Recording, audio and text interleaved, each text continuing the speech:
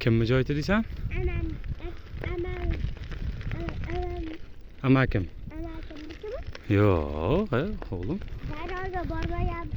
O, terak butagani borganimizda eslayapsanmi? Ya, o, narigi tomon dedi o'g'lim u. Ha, do'stlar, bodomlarimizni gullashini qaranglar, azizlar.